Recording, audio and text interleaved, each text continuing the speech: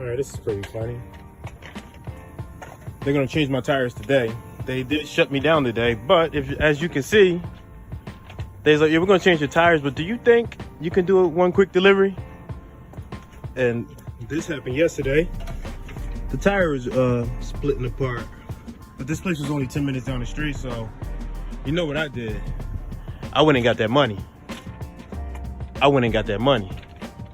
Taking penitentiary chances, so I'm just gonna drop off this PVC to this landscaping company and then go get my new tires and then get back on the road because the grind don't stop. Let's get it.